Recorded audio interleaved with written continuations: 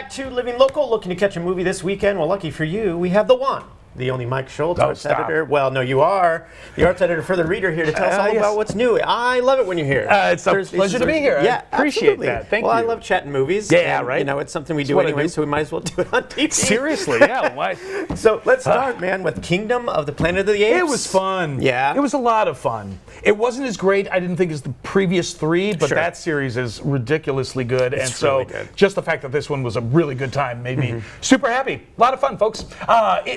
It starts actually right at the end of War for the Planet of the Apes, which came out 2017 with the passing of Caesar, played by Andy Serkis. And then it takes us forward in time by hundreds of years. And now apes are fully in command of the planet and are fully speaking. Sure. And humans not so much. They've lost the ability to talk based on a big virus. But there are warring factions of apes that want to kind of control the planet. Sure. And so our hero, named Noah, his whole clan gets kidnapped. He has to go find them. He meets a human who is heading to the same place for different reasons. It's a pretty standard blockbustery formula, but my goodness, the effects are great in this. It looks like $1 million. I just watched the other night for the first time War for the Planet of the Apes, first time since it came out 7 years ago, and I was stunned at how incrementally better visual effects have gotten as far as making the apes look like apes. Sure. You kind of forget that back in the day, Caesar looked a lot like Andy Serkis. Now they look really like apes, and so while I was kind of engaged by the action and it's really well done, I spent most of the movie just staring at these creatures and marveling at how well they made naturalistic human acting look like ape acting. It was amazing to watch. Yeah, it looks so good. I haven't seen it yet, but it's on my list. I was blown away. It's again, it's nothing you haven't seen before story-wise, but visually, I swear you've never seen anything like this before. It's really something else. So it's a little high-scale popcorn movie. I had a great time. Yeah, absolutely. It was good. Well, hey, this next one though, dude. Okay. I'm super excited about this. Okay, yes. It just seems so intriguing. It looks interesting, doesn't it? Yes. If is actually an acronym for imaginary friend. This is the story about a young girl who has the magical ability to see humans' imaginary friends in their regular forms. One of them, a big purple blob voiced by Steve Carell. Of course. At which point I should mention it's written and directed by John Krasinski. Of course. So we're getting a little office reunion there. This little girl has a neighbor played by Ryan Reynolds who can also see these creatures, and they get whipped into an adventure where they start reuniting the creatures with their humans who loved and forgot them. Yeah. So it sounds a little bit like the Bing Bong subplot from Inside Out, which is already breaking my heart.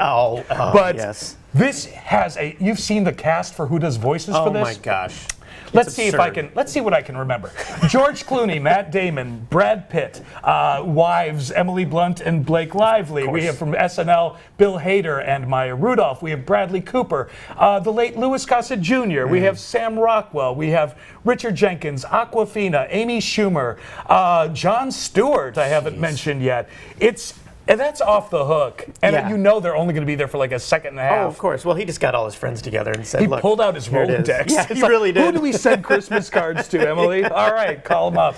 I just think it looks so unique. It does. And individual. And I like that it's not a sequel, it's not a prequel, something brand new. Thank you, John. I'm all in on it. Yeah, I'm all in on it. Well, next one, Back in Black. Oh, this will be sad. Yeah, a little bit. This is a 180 switch from folks. This is the story of Amy Winehouse. Boy. It is another musical biopic, and if you know the story of Amy Winehouse, you know this is not going to have a happy ending at all. Amy Winehouse, you probably remember, was a British sensation whose second album, the title of the movie, Back to Black, won 5 Grammy Awards, making her the most awarded female artist in one night in history at the time, I think.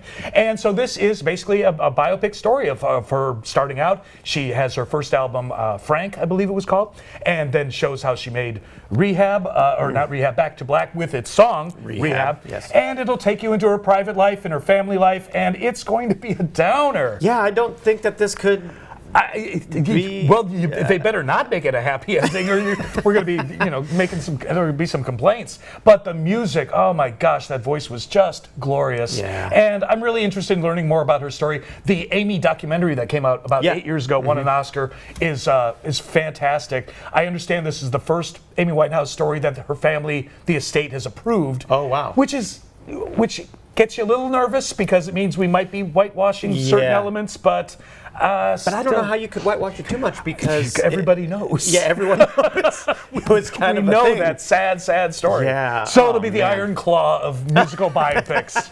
Bring it on. Yes, right. Well, let's go over what you talked about here. Okay. We talked about The Kingdom of the Planet of the Apes. Yes. And new in theaters is If and Back to Black. Mike, thanks so much, man. A pleasure. Thank you. Absolutely, buddy.